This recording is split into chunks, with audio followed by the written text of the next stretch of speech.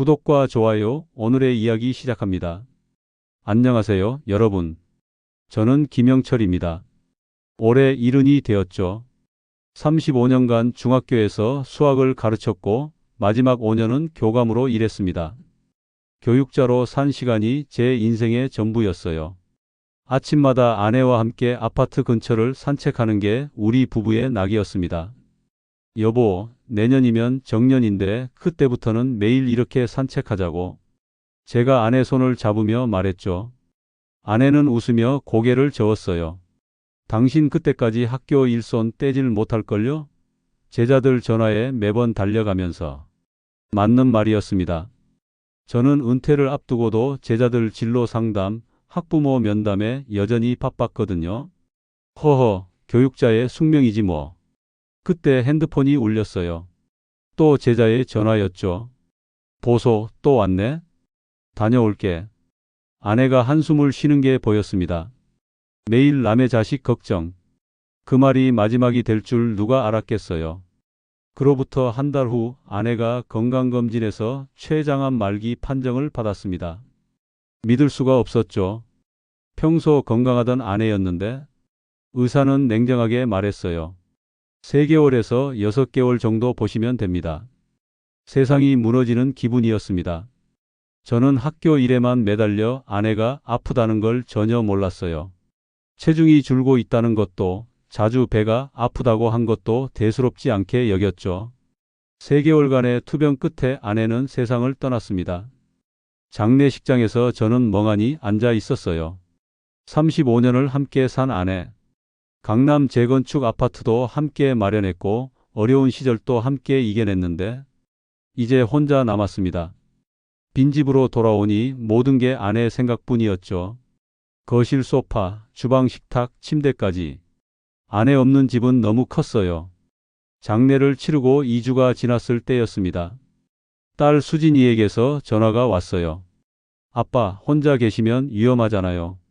저희가 들어가서 모실게요. 솔직히 외로웠습니다. 하지만 딸내 형편을 생각하면 미안했죠. 아니다. 너희 집도 좁을 텐데. 그러자 수진이 말했어요. 아빠, 민재가 중학생이 됐잖아요. 강남에서 학교 다니면 좋죠. 아빠가 교육 자셨으니까 손주들 공부도 봐주시면. 그 말에 마음이 흔들렸습니다. 맞아요. 손주들 공부를 제가 직접 봐줄 수 있다면 얼마나 좋겠어요. 35년간 쌓은 교육 노하우를 손주들에게 전해줄 수 있잖아요. 그래. 손주들 공부는 내가 좀 봐야지. 딸의 목소리가 밝아졌습니다. 그럼 이번 주말에 이사할게요. 일주일 후 사위 박민우가 이삿짐 트럭을 끌고 왔어요. 45살의 민우는 중견 IT 기업 과장이라고 했죠. 정중하게 절을 하며 인사했습니다. 장인어른, 저희가 모시겠습니다. 제가 회사 다니면서도 장인어른 병원 모시고 그러겠습니다. 저는 손을 내저었어요. 자네가 무슨. 내가 아직 건강해. 민우는 공손하게 웃었죠. 겉으로는 참 괜찮은 사위처럼 보였습니다. 손주들도 함께 왔어요. 중학교 1학년 민재와 초등학교 4학년 서예은. 오랜만에 보는 손주들이 반가웠죠. 민재야, 할아버지가 수학 잘 가르쳐 줄게. 중학교 수학은 기초가 중요하단다. 민재는 고개만 끄덕이고 핸드폰만 봤어요. 요즘 애들이 다 그렇겠거니 했습니다. 저녁 식사 자리가 오랜만에 풍성했어요. 혼자 먹던 밥상에 가족이 함께 앉으니 외로움이 좀 덜했죠. 수진이 반찬을 제 앞에 놓으며 말했습니다. 아빠, 많이 드세요. 요즘 많이 야위셨어요. 따뜻한 말이었어요. 역시 딸이 최고구나 싶었죠. 하지만 그게 진심인지는 그때 몰랐습니다. 함께 살기 시작한 지 한 달쯤 지났을 때였어요. 저는 민재의 수학 공부를 도와주려고 했습니다. 민재야, 학원 그만 다니고 할아버지가 수학 가르쳐 줄까? 할아버지가 35년간 수학만 가르쳤단다. 민재는 고개도 들지 않고 말했죠. 할아버지는 요즘 수학 모르잖아요. 학원 선생님이 더 잘 가르쳐요. 가슴이 철렁했습니다. 요즘 수학을 모른다니. 저는 교감까지 지냈는데 말이죠. 수진이 거들었어요. 아빠, 요즘은 입시 트렌드가 달라요. 아빠 방식은 구식이에요. 구식, 그 말이 가슴에 박혔습니다.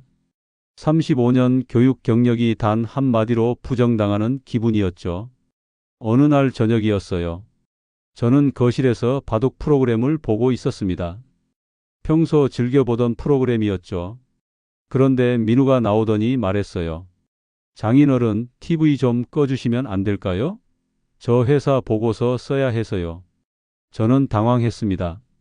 제 집인데 TV를 보는 것도 눈치를 봐야 하나? 아, 그래. 미안하구나. 방으로 들어가며 뒤를 돌아봤어요. 민우가 소파에 앉아 노트북을 펴더니 수진에게 속삭이는 게 들렸죠. 진짜 답답하네. 빨리 집 명의나 넘기시라고 해. 귀를 의심했습니다. 집 명의를 넘기라고? 설마 그럴 리가. 제가 잘못 들었겠거니 했어요. 하지만 불안한 마음은 계속 남았죠. 주말에 바둑 모임이 있었습니다. 오랜 친구들을 만나니 마음이 좀 풀렸어요. 그런데 친구 하나가 조심스럽게 물었죠. 영철아, 자네 딸 사위 믿어도 되겠나? 요즘 그런 사건 뉴스에 많이 나오던데. 저는 불쾌했습니다. 무슨 소리야? 내 딸인데 그럴 리가 있나? 친구가 한숨을 쉬었어요. 교감 선생 하던 사람이 세상 물정은 모르는구만. 자식이라고 다 효자는 아니야. 저는 화를 냈죠. 자네나 자식 걱정이나 해. 그때는 친구 말이 참견으로만 들렸습니다. 중간고사 시즌이 왔어요. 민재의 성적표를 보는 순간 충격을 받았습니다. 전교 120등. 중학교 1학년인데 말이죠. 이게 뭐냐? 할아버지가 가르쳐 준다니까 학원만 믿지 말고. 저는 목소리를 높였어요. 민재가 대답했죠. 할아버지가 가르치면 더 떨어질 것 같은데요. 그 순간 머릿속이 하얘졌습니다. 손주가 저를 무시하다니. 수진이 달려왔어요. 아빠, 민재한테 왜 그래요? 애 기죽잖아요. 저는 답답했죠. 내가 35년간 수학을. 말을 끝내기도 전에 민우가 끼어들었습니다. 장인어른, 요즘은 인강시대입니다. 학교 선생님들도 다 인강 보라고 하던데요. 비웃는 듯한 민우의 말투에 자존심이 무너졌어요. 저는 평생 교육자로 살아왔습니다. 수많은 제자들을 명문대에 보냈죠. 그런데 정작 제 손주는 저를 구식 선생으로 취급하네요. 방으로 들어가 문을 닫았습니다. 거울을 보니 늙은 제 얼굴이 보였어요. 언제 이렇게 늙었나? 세상에 뒤처진 꼰대가 된 건가? 그날 밤 잠을 이룰 수 없었어요. 새벽 2시쯤 화장실을 가려고 일어났죠. 거실을 지나는데 수진과 민우의 목소리가 들렸습니다. 불을 끄고 대화하는 중이었어요. 저도 모르게 멈춰섰죠. 당신 아버지 언제까지 저렇게 있을 건데? 진명의 이전 얘기는 언제 꺼낼 거야? 민우의 목소리였습니다. 수진이 대답했어요. 좀만 기다려. 아빠가 워낙 원칙주의자라. 심장이 빠르게 뛰었습니다. 계속 들었죠. 민우가 짜증 섞인 목소리로 말했어요. 원칙? 그냥 고집쟁이 꼰대지. 강남 아파트 하나면 내 빚 5억 다 갚는데. 5억. 사위에게 그런 빚이 있었다니. 수진의 목소리가 들렸죠. 여기서 좀 더 모시면 미안해서라도 명예 넘기실 거야. 그리고 민우의 마지막 한마디. 그럼 요양원 보내면 되고. 다리에 힘이 풀렸습니다. 벽을 짚고 겨우 방으로 돌아왔어요. 요양원. 제 딸이 저를 요양원에 보낼 생각을 하고 있다니. 아내 사진을 꺼내 봤습니다. 여보, 보고 있어? 우리 딸이. 목이 메어 말을 잇지 못했죠. 다음 날 아침 일찍 밖으로 나갔어요. 바둑 모임 친구 중에 변호사가 있었죠. 급하게 연락해서 만났습니다. 자네 무슨 일이야? 얼굴이 왜 그래? 저는 조용히 상황을 설명했어요. 친구는 고개를 저었죠. 자네, 진명에 절대 넘기지 마. 일단 넘기면 자네는 쫓겨날 수도 있어. 내 딸이 그럴 리가. 제 말에 변호사 친구가 단호하게 말했습니다. 세상에 그런 자식 널렸어. 자네 교감 생활만 하느라 세상 물정 모르는구만. 또 그 말이었어요. 세상 물정을 모른다는 말. 인정하기 싫었지만 맞는 말이었죠. 저는 평생 학교 안에서만 살았습니다. 세상이 얼마나 험한지 몰랐어요. 일주일쯤 지났을 때 민우가 제 방으로 찾아왔습니다. 진지한 표정이었죠. 장인어른, 말씀드릴 게 있습니다. 저는 차분하게 물었어요. 무슨 일인가? 민우가 말했습니다.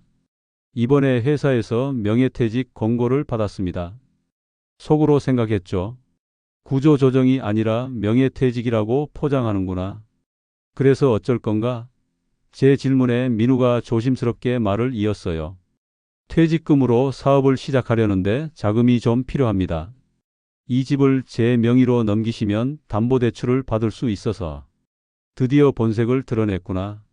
수진도 함께 들어오더니 거들었죠. 아빠, 저희가 모실 거니까 명의는 상관없잖아요? 저는 침착하게 대답했습니다. 생각 좀 해보마. 두 사람이 나간 후 혼자 앉아 있었어요. 아내 사진을 봤죠. 여보, 당신이 맞았어.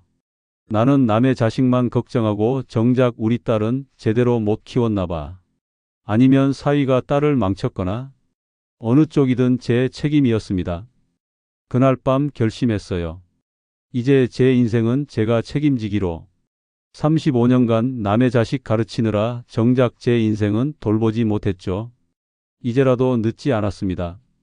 조용히 부동산에 연락했어요. 집을 내놓기로 했죠. 한 달 후였습니다. 저녁 식사 자리에 온 가족이 모였어요. 저는 차분하게 말했죠. 애들아, 할아버지가 발표할 게 있다. 민재가 고개를 들었습니다. 뭔데요? 저는 단호하게 말했어요. 이 집을 팔기로 했다. 민우의 얼굴이 굳었습니다. 네? 갑자기 왜요? 저는 웃으며 대답했죠. 내 집인데 내가 팔면 안 되나? 수진이 다급하게 물었어요. 아빠, 그럼 저희는 어떻게요? 저는 냉정하게 말했습니다. 너희는 너희 인생 살아라. 나는 나 혼자 살 집을 부산에 마련했다. 민우가 당황한 표정으로 말했어요. 장인어른, 저희를 생각해서라도. 저는 그 말을 끊었죠. 자네 5억 빚 갚는데 내 집 쓰라고? 내가 교감은 했어도 바보는 아니네. 수진과 민우의 얼굴이 창백해졌습니다. 다 알고 있었다는 걸 그제야 깨달은 거죠. 다음 날 짐을 쌌어요. 많지 않았습니다. 옷 몇 벌과 아내 사진, 그리고 교직 생활 때 받은 상장 몇 개. 그게 전부였죠. 딸은 방에 들어박혀 나오지 않았어요. 손주들만 울면서 할아버지 가지 말라고 했죠. 안쓰러웠지만 마음을 굳게 먹었습니다. 부산행 KTX를 탔어요. 창밖 풍경을 보며 생각했죠. 아내 고향이 부산이었습니다. 살아생전에 은퇴하면 부산 가서 살자고 했었어요. 이제라도 그 약속을 지키는 겁니다. 해운대 근처 작은 아파트를 계약했죠. 베란다에서 바다가 보이는 곳이었어요. 짐을 풀고 베란다에 섰습니다. 푸른 바다가 펼쳐졌죠. 아내 사진을 꺼내 봤어요. 여보, 늦었지만 왔소. 교감 선생 타이틀 다 내려놓고 이제 그냥 김영철로 살아보려고. 핸드폰이 울렸습니다. 딸에게서 온 전화였죠. 받지 않았어요. 연락처를 차단했습니다.